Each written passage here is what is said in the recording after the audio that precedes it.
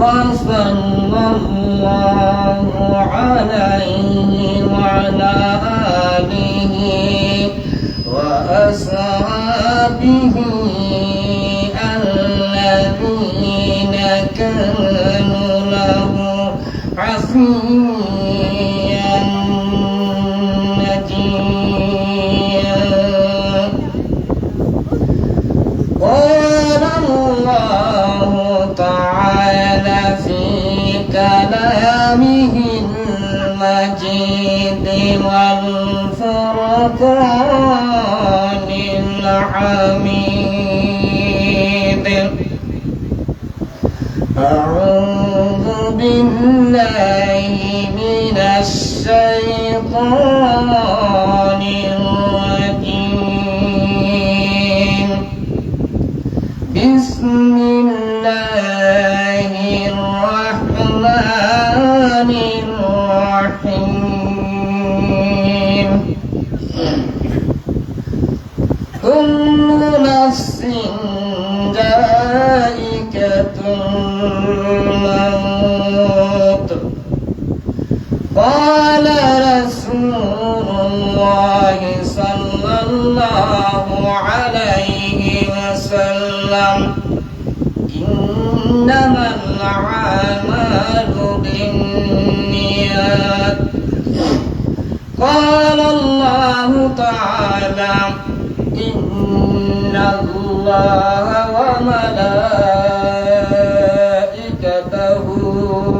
يصلون على النبي يا أيها الذين آمنوا صلوا عليه وسلموا تسليما.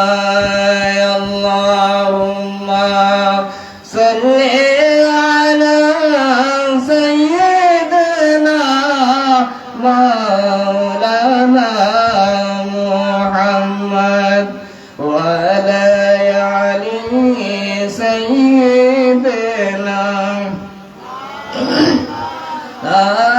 محمد. اللهم صل على سيدنا مولانا محمد وعلى آل سيدنا مولانا محمد। নবীজির শানে দুরূদ পড়তে ভালো লাগে না? যদি ভালো না লাগে মনে করতে হবে আমার হৃদয়টা অন্তরটা এখনো ঠিক মতো বসাইতে পারি নাই। যদি রদিও নবী আল্লাহ, যদি আল্লাহ এবং আল্লাহ রাসূলের প্রেম লইয়া যদি বসতে পারি, যদিও সময় অল্প হয়, কম বলা হয়, তাতে আপনার আমলের মধ্যে আল্লাহ রাব্বুল আলামিন অধিক সংখ্যক সওয়াব দিবে। কারণ আলহামদুলিল্লাহ।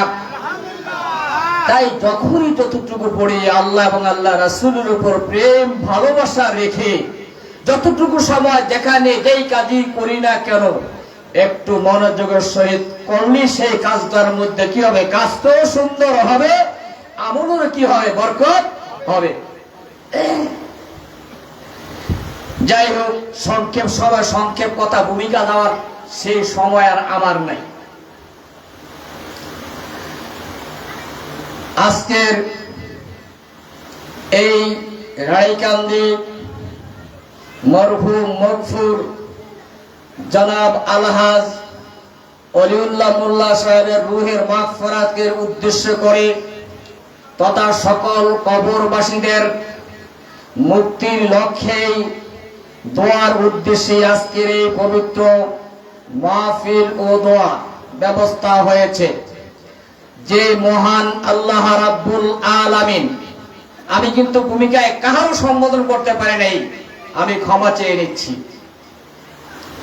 আল্লাহ পাক এই আজকের এই মাহফিলে রানীকান্দি নয়, তথাপত্যায় অনেক জায়গার থেকে আল্লাহ রাব্বুল আলামিন এখানে আল্লাহ অনেক বন্দাদের কি করেছেন, এই মাহফিলের জন্য কবুল করেছেন। এখানে রানীকান্দির অনেক সম্মানিত মুরব্বিকরাম, মুরব্বিয়ানে কেরাম, গুণী জ্ঞানী মুরব্বী, ছোট বড় সকলে আমরা কি করতে পেরেছি, আমরা এখানে আসতে পেরেছি। মাশাআল্লাহ, মারহাবা, সকলে মাশাআল্লাহ, মারহাবা, আরো জোরে বলি মাশাআল্লাহ, মারহাবা। যেহেতু এখানে কোরআনের পাখিরা, যাদের পদদিছে আল্লাহর রহমতের ফেরেশতারা কি করে দেয়, চাদর বিছায়া দেয়, নূরের পরশ বিছায়া দেয়, সেখান থেকে হেঁটে হেঁটে তলাবারা, সেখান থেকে রাস্তা অতিক্রম করে, আর ওই তলাবারা যখন যেখান থেকে হেঁটে যাবে ওই জায়গার ওই কবরবাসীর আযাবুল কবর 40 দিন পর্যন্ত আল্লাহ কি করে দেন, মাফ করে দেন। বিশ্বাস হয় না? বানায় কথাটা বলা হইলো, আপনাদের মন রসপট করে বলা হইলো। বিশ্বাস করেন আর না করেন, যার যার ঈমান যেমন, বিশ্বাস হইল তার তেমন। ভক্তি, শ্রদ্ধা, মহব্বত, ভালোবাসা রেখে যে যতটুকু যেভাবে করবে আল্লাহ পাক ততটুকুই তার আমলের মধ্যে বরকত দিবে। সকল মিলে আল্লাহুম্মা আমিন। আল্লাহ রাব্বুল আলামিনের শুকরিয়া এবং কৃতজ্ঞতা জ্ঞাপন করতেছি যে মহান আল্লাহ রাব্বুল আলামিন আজকের এই পবিত্র বেহেশতের বাগানের বেহেশতি মেহমান হিসাবে আল্লাহ এবং আল্লাহ রাসূলের কথাবার্তা আলোচনা শোনার জন্য, তার চেয়ে অনেক বড় সৌভাগ্যবান আমরা হইলাম। আমাদের বাবা মা, দাদা দাদি, নানা নারীর, সমস্ত মুসলমান নর নারীর দোয়ার উদ্দেশ্যে আল্লাহ রাব্বুল আলামিন আমাদেরকে বাছাই করে, যাচাই করে, আমি যাচাই বাছাই বলবো না, যার ঈমান যেখানে যতটুকু প্রহর করেছে ততটুকু আগাতে আল্লাহ এই মাহফিলের মেহমান হিসেবে কবুল করেছেন। সকল বলে আল্লাহুম্মা আমিন। কেননা এত মাইকিং করা, আবার এই মাইকের শব্দটাও চতুর্দিকে যাইতেছে, ঠিক কিনা? তারপরও দেখা যায় মাহফিলে কিন্তু কম নয়, আপনারা কম মনে করবেন না। আরে হাজারো তারকা একই চন্দ্র যথেষ্ট হয়ে যায়।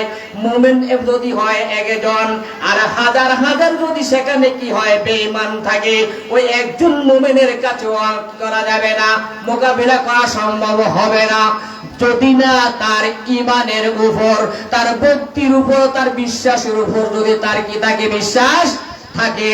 আমি কিন্তু একখানা হাদিস শরীফ থেকে, যে হাদিস শরীফ খানাম বুখারী শরীফের প্রথম থেকে নেওয়া হয়েছে, বিশ্লেষণ করার মতো সময় আমার নাই। পর্যায়ক্রমে যদি কথার প্রসঙ্গ আসে বলবো। কোরআন থেকে দুটো একটি করে আয়াতে কারিমা তেলাওয়াত করেছি। আমার কথাটা বোঝা যায়? আমার কথা আপনারা বুঝেন? আমার কথা যদি না বোঝা যায়, আমি বুঝে বললি কি হবে? বুঝতে হবে। আল্লাহ রাব্বুল আলামিন, আমরা সকলেই তো এই জগতে আসছি না? আমাদের পূর্বে কি লোক ছিল কি ছিল না? তারা আছে। আমরা কি থাকবো? এটা কি থাকার জায়গা? প্রত্যেকের দেশ কোন জায়গায়? কবরের জায়গার কথা মনে পড়ে, সকলে মনে আছে বাবা। তারপরেও কেন আমরা একে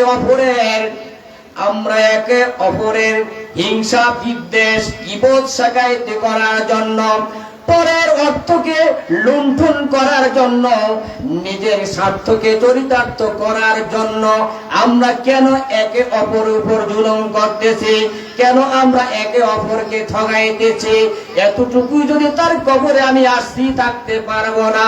আমি যেই ঘরের মালিক, আমি ক্ষণস্থায়ী হইলাম।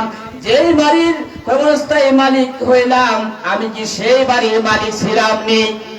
আমি কি ওই বাড়িটা সাজাইছি নি? আজকে মরহুম মগফুর জনাব অলিউল্লাহ মোল্লা সাহেবের সন্তানেরা আজকের এই পবিত্র বেহেশতের বাগানে সাজাইছে। এটা কি শুধু তাদের ব্যক্তিগত জন্য না, সকলের জন্য? এটা কি তার ব্যক্তিগত জন্য, সকলের জন্য? তাই লাভটা কি তারা বেশি হবে না আমাদের কম হবে? এখানে বেশি কমের কোনো প্রশ্নই ওঠে না। আপনি যখন নিয়ত করে এসেছেন, আজকের ওখানে দোয়া মাহফিলের ব্যবস্থাপনা করা হয়েছে। আপনার প্রিপারেশনটা সকাল থেকে হোক আর দুপুর থেকে হোক না কেন, আমি আজকে ওই মাহফিলে অংশগ্রহণ করব। আর কিছু করতে পারি আর না পারলাম, কিছু হইল বা না হইল, এই বিশ্বাস রেখে যদি আজকের এই মাহফিলের মেহমান হয়ে যায়, কেননা এখানে আল্লাহ ওয়ালারা এখানে উপস্থিত হইবে। অনেক নেককার সালিহিন, অনেক উলামায়ে কেরাম, মুরব্বিয়ায়ে কেরাম, ছোট্ট ছোট্ট মাসুম বান্দারা, কোরআনের পাখিরা এই মাহফিলে থাকবে। আমার অন্তর বিশ্বাস করে যদি যখন পড়ি ওয়াকুর রব্বির হামহুমা কামা রাব্বায়ানি সাগীরা, এই দোয়াটা যখন করা হবে, আমার মুখটা যদিও অপবিত্র হয়ে যায়, আমি যদিও এই দোয়াটা করতে না পারি, বাংলা তো অন্তরে জানি, আল্লাহ তুমিও আমার বাবা মার জীবিত থাকলে হায়াতের মধ্যে বরকত দাও, কবরে থাকলে আল্লাহ কবরের আযাব ওদেরকে মাফ করে দিয়ে সকলের জান্নাতের মেহমান হিসেবে কবুল করে নাও। সকলে বলি আল্লাহুম্মা আমিন।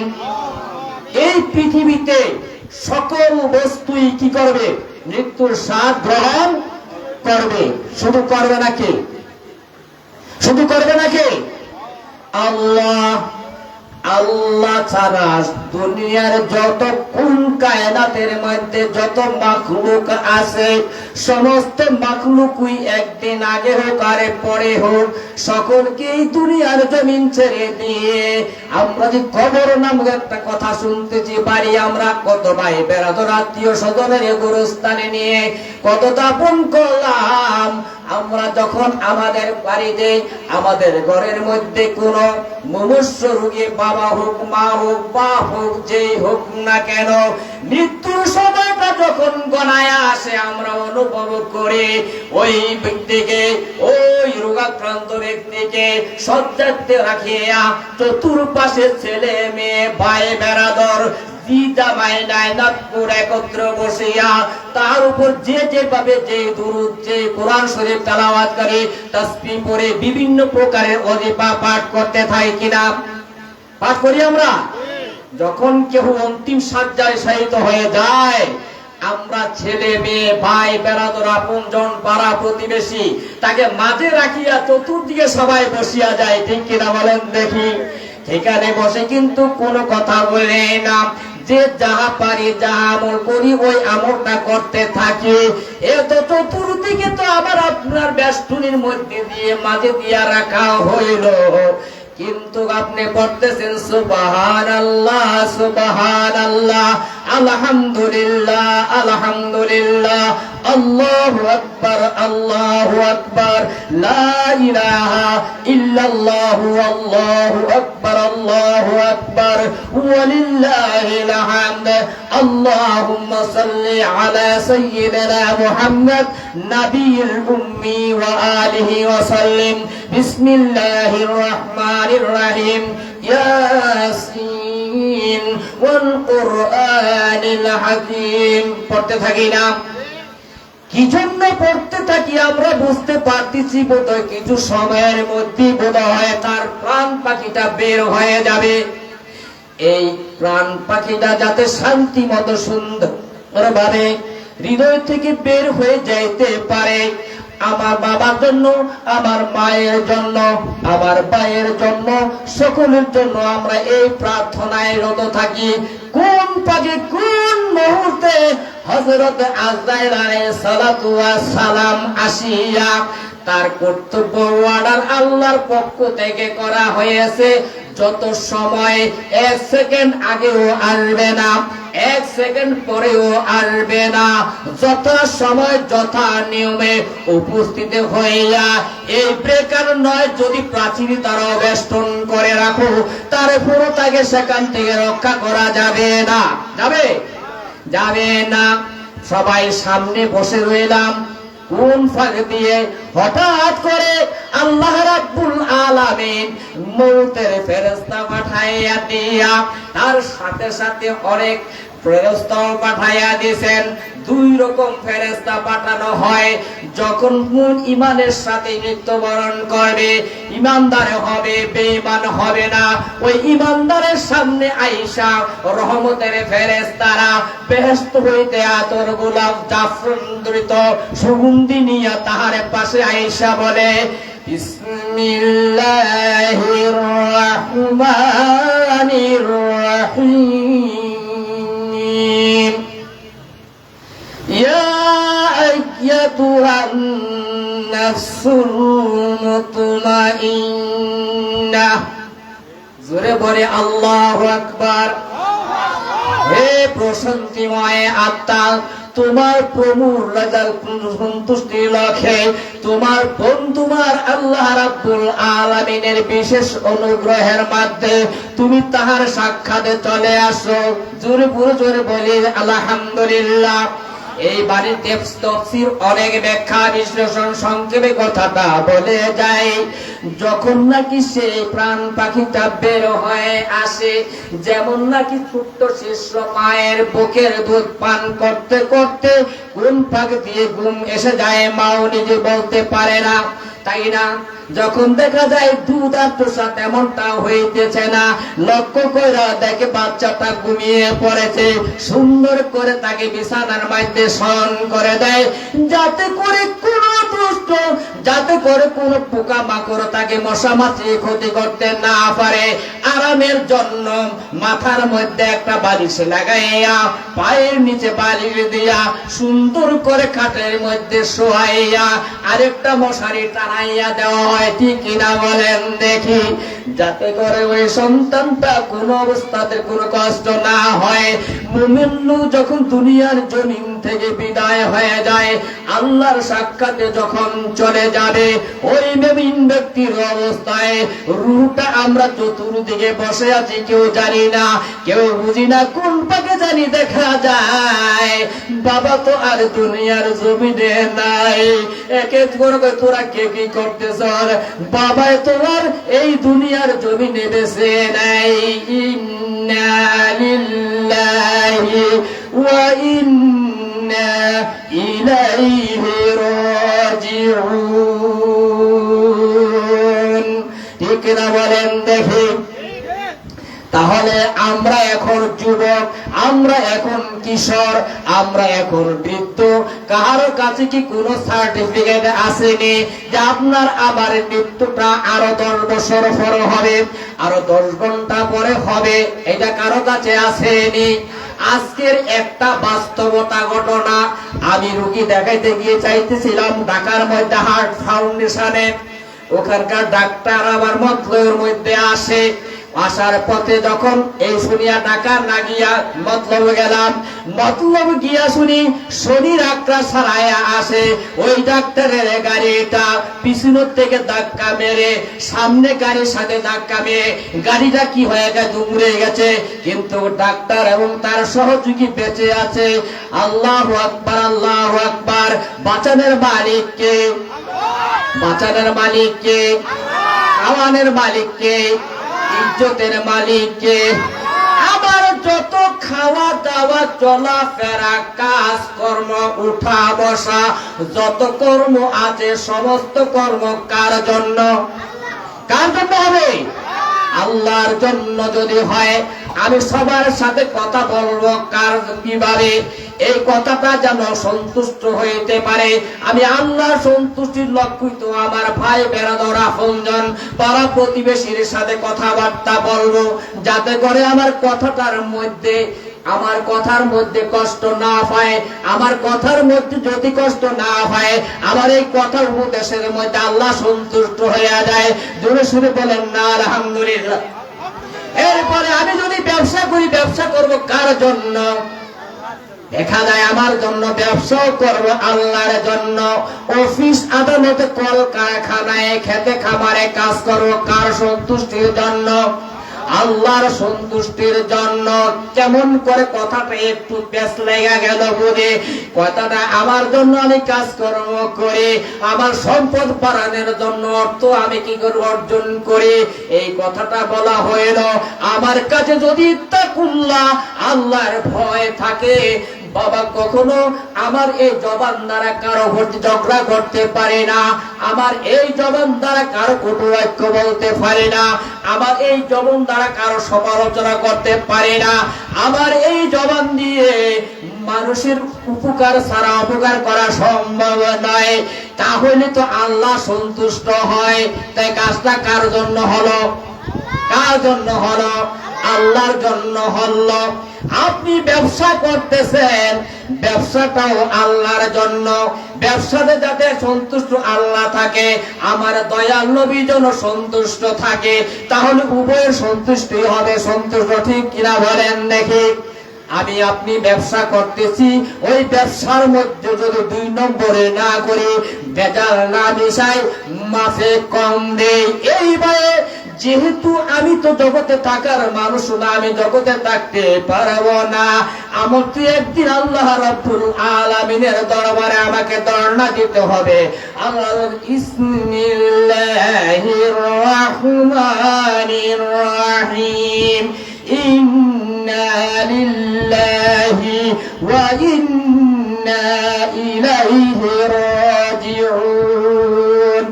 আমরা সকলে আসছি কার পক্ষ থেকে? আল্লাহর তরফে। আবার আমরা শেষ পর্যন্ত যাব কার কাছে? আল্লাহর কাছে। এই পয়টা যদি তার আন্দার অন্তরে থাকে, ওই অন্তর লইয়া যদি ব্যবসা বাণিজ্য করে, ওই ব্যবসায়ীতে তারা কখনো 2 নম্বরই হইতে পারে না, মাপলে ভেজাল করতে পারে না, মাসে কম দিতে পারে না, সিন্ডিকেট করতে পারে না। যারা সিন্ডিকেট করে, মাপে ভেজাল করে, মাপে কম দেয়, জানিয়ে রাখো বাবা, আল্লাহ রাব্বুল আলামিন 2টা ব্যবস্থাই করে রেখে দিয়েছেন।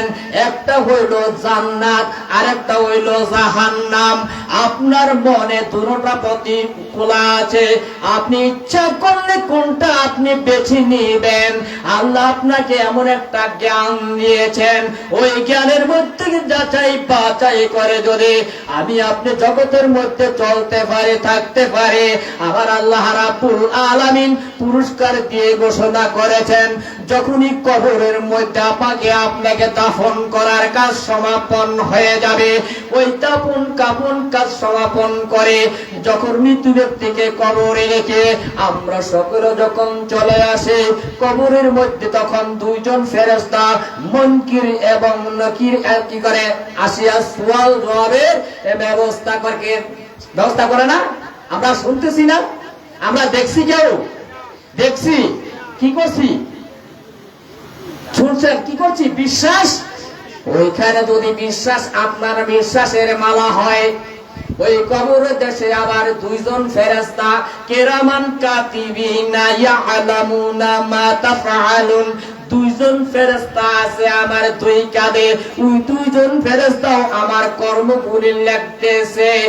একটাও ভালো কাজ মিস হবে না, একটাও মন্দ কাজ মিস হবে না। আপনি যারা পরিমাণ যা কিছু করবেন সমনই লিপিবদ্ধ হয়েছে। আপনার কাঁধে যে 2 জন ফেরেশতা আছে, কেউ ওজন করতে পারছেন? দেখছেন? দেখা কইছেন, এই যদি কলম বেশি গুড়াস তাইলে একটু বুঝিস। বলেন না, দুনিয়ার আমাদের সমাজের অবস্থা দেখেন না? যার শক্তি তার বেশি, দুর্বলদের প্রতি সবলের কি বেশি শক্তি লাগায় না? এই তুই কথা কার সামনে কথা বলো? চিন্তা করছো? জুলুম করতেছে। ওই মিয়া, তুমি যদি ইত্তাকুল্লাহ, আল্লাহকে ভয় করতা, তাহলে তুমি তাহার প্রতি অন্যায় বা জুলুম করতে না। 2 জন ফেরেশতাকে তো দেখা যায় বিশ্বাস করলাম, এখানে বিশ্বাস করলাম, আর এখানে সুদ খাইলাম, ঘুষ খাইলাম, ওটা বিশ্বাস করলাম না। সুদ খাইলে কি অন্যায়, কি গুনাহ হবে? মালের ক্ষতি করলে কি হবে না হবে? আরে নিজের হক অন্যের হক নষ্ট করলে কি হবে না হবে? ওইখানে তোমার বিশ্বাসটা কোন জায়গায় গেল? ওই রমজানের সেই অপেক্ষায় আসো, ইফতারের সময় আল্লাহকে ভয় করি, 1 সেকেন্ড আগে ওই 1 গ্লাস পানি ফোঁটা মুখে দেই না। পিপাসারও অভাব নাই, ক্ষুধারও অভাব নাই, কতক্ষণ আজানটা দিবে অপেক্ষা করি, কেননা যদি একটু আগে হয়ে যায় রোজাটা ভঙ্গ হয়ে যাবে না রে। কোন বিশ্বাসে ওই কথাটা তখন স্মরণ করে তুমি আমল করো। আর ওই কথাটা কখন যায়, যখন খেতে খামারে কাজ করতে যাও, অফিস আদালতে কাজ করতে যাও, যার কর্ম যেখানে আছে সেখানে যাও, ওই আমলটা ওই বিশ্বাসটা কোন জায়গায় যায়। তাই আমি শুরুতে বলেছিলাম আপনি কি উদ্দেশ্য করে আজকের এই মাহফিলে আগমন করেছেন। আপনার আগমনটা হবে কিসের উপর? নিয়তের উপর, আপনার উদ্দেশ্যের উপর। উদ্দেশ্য যদি ভালো হয়, মন যদি ভালো থাকে, দিলটা যদি পরিষ্কার হয়, সমস্ত কিছু আল্লাহ রাব্বুল আলামিন এই আলেমদের ভক্তি শ্রদ্ধার মধ্য দিয়ে আপনাকে কি করবে? আপনার বরকতের ওসিলায় আমার বাবা মা, আমার ভাই বেরাদরা ফঞ্জন কাদারা কবরে দেশে আছে, আল্লাহ সকলকে মাফ করে দিবেন। জোরে সোরে বলি সুবহানাল্লাহ, আরো জোরে সোরে বলে আলহামদুলিল্লাহ। তাই বলতেছি মনটাকে একটু লাগাইয়া দিয়া সেই সোনার মদিনার দিকে যদি মনটা ঢুকাইয়া দেই, তাহলে আমরা ইমানটা পরিপক্ক হয়ে যাবে। সালাত সালাম গো আমার, দুরূদ সালাম গো আমার নবী মুস্তাফায়, তোমরা যদি যাও গো মদিনায়। বলেন সালাত সালাম গো আমার, দুরূদ সালাম নবী মুস্তাফায়, তোমরা যদি যাও গো মদিনায়। মদিনা শরীফের মাঝে বেহেশতের ওই বাগান আছে, সেই বাগানে শুয়ে আছেন, সেই বাগানে শুয়ে আছেন আমার জিন্দা নবী মুস্তাফায়, তোমরা যদি যাও গো মদিনায়। সালাত সালাম গো আমার, দুরূদ সালাম গো আমার নবী মুস্তাফায়, তোমরা যদি যাও গো মদিনায়। মদিনা শরীফের মাটি আমার চোখে মুখে বুকে মাখিও। মদিনা শরীফের মাটি কার বরকতে এত সম্মানিত হইল? কার আগমনের, কার বরকতে মদিনা শরীফের মাটি এত সম্মানের যোগ্য হয়ে গেল? মদিনার মাটি যদি আমার দয়াল নবীর চরণের কারণে, আমার দয়াল নবী থাকার কারণে যদি এত বরকত হয়ে যায়, আর আমি আপনি তো আমার দয়াল নবীকে নিজেরই প্রাণের চেয়ে, নিজের জীবনের চাইতে অধিক ভালোবাসি, তাইলে আমার আপনার শান এবং মান কোন জায়গায় পৌঁছবে? জোরে সুরে বলি আল্লাহু আকবার। ওই আল্লাহর কথাটাই আরে আমি সমস্ত মাখলুকাতের মধ্যে আমার বান্দাদেরকে, মানুষদেরকে সর্বশ্রেষ্ঠ জাতি হিসাবে আমি সৃষ্টি করেছি। আর ওই সর্বশ্রেষ্ঠ মানুষের জন্য আমার শ্রেষ্ঠ বন্ধু নবী মুহাম্মদুর রাসূলুল্লাহ সাল্লাল্লাহু আলাইহি ওয়াসাল্লামকে কান্নারি রূপে বানাইয়া ওই তরির মধ্যে নেমে তার গুনাহগার উম্মত গুলিকে উঠাইয়া পাল বস্তু লাগাইয়া বাদাম দিবি উড়াইয়া ওই বাদামের লাগাম ধরে আমার দয়াল নবীর আহলে পায়ের পাক পাঞ্জাতন। জোরে সুরে বলি আল্লাহু আকবার। আমি সেই দিকে কথা বাড়াইতেছি না, সমাপ্তির দিকে চলে যাচ্ছি। তাই কবর এমন একটা জায়গা বাবা, যেই কবরের সাথী নাই, যেই কবরের বাতি নাই, যেই কবরের সঙ্গী নাই, সেই কবরের বাতি, সেই কবরের সাথী, সেই কবরের জ্যোতি আমার আল্লাহ রাব্বুল আলামিন কিভাবে বানায়া দিবে? জগতের মানুষকে সব জানাইয়া দিয়েছে। নামাজ হবে কবরের বাতি, কোরআন হবে আলো। এমনি বিশ্লেষণ করতে গেলে সারা রাত্র থাকবো আমার আপনার জন্য ভালো। তাই যদি আমাদের সেই প্রেম ভালোবাসা বলছিলাম মদিনা শরীফের মাটির কথাটা বলেছিলাম, চোখে মুখে হাজী সাহেবরা এখানে অনেক আছেন, অনেকে যাচ্ছেন, সেখানে গেলে মনে হয় হৃদয়টা কেন যেন অটোমেটিক কেমনে জানি কম্পন হইতে থাকে, তার মনের অজান্তে সে নিজেই নিজকে হারিয়ে ফেলে। সেখানে বলে কি, দয়াল নবীর দিদারেতে, দয়াল নবীর দিদারেতে পরে মনের বাসনা, তাই তো মুমিন যায় গো শুধু সোনার মদিনা, তাই তো মুমিন যায় গো শুধু সোনার মদিনা। আমরা যারা বাংলায় আছে বসি নিরালায়, কালবি দিকে খেয়াল করবে দেখবে মদিনা। জেরুজালেম, আল্লাহু আকবার। যদি নবীজির সাথে প্রেম থাকে, ভালোবাসা থাকে, তাহলে আপনি ইবাদত করে সুখ ছাড় পাবেন। কখনো অন্যকে ঠকাইতে পারবেন না, কখনো মালে কম দিতে পারবেন না।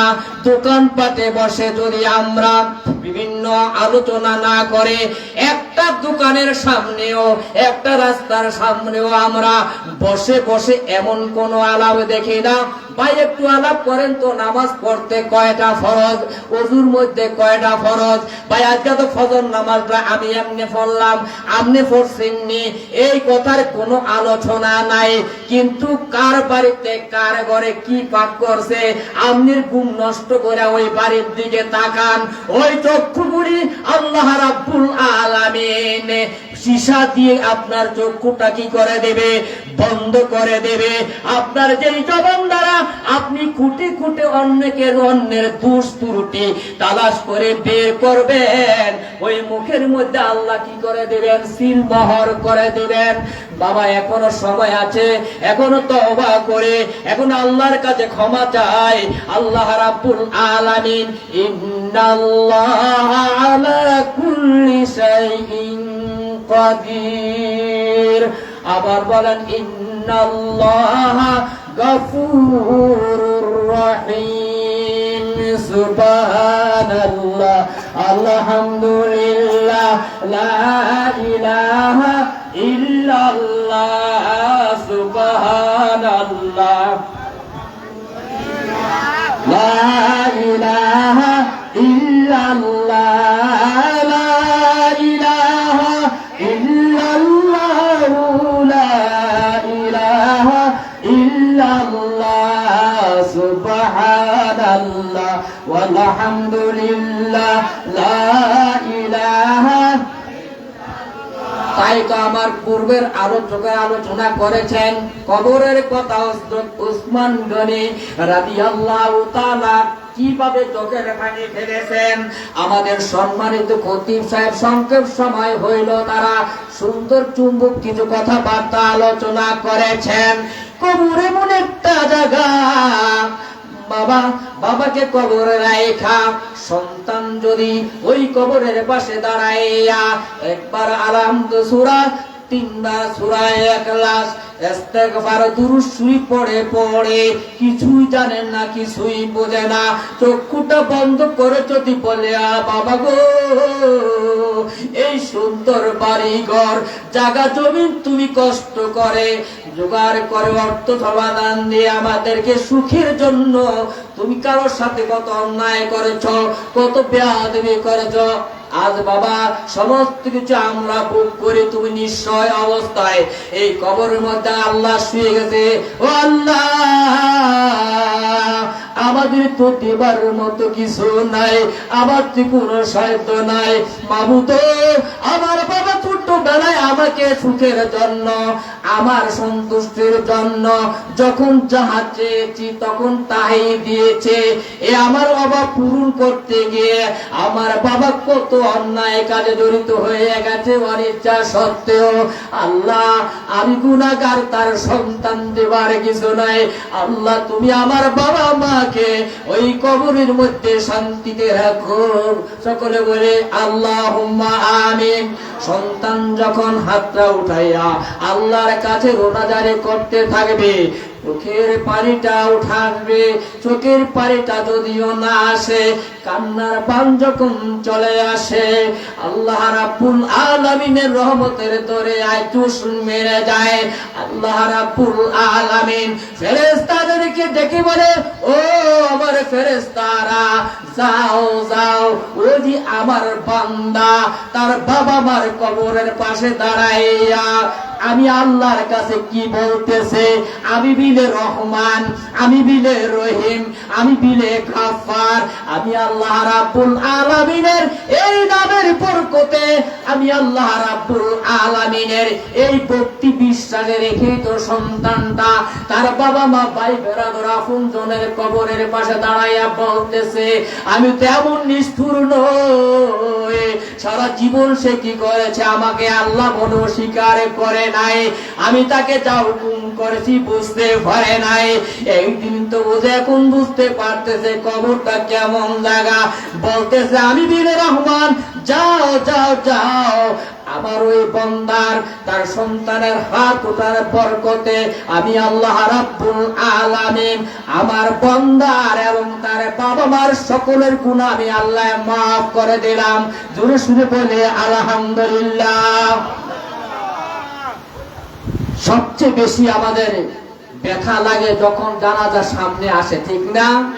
একটু পরে আবার ভুলে যাই।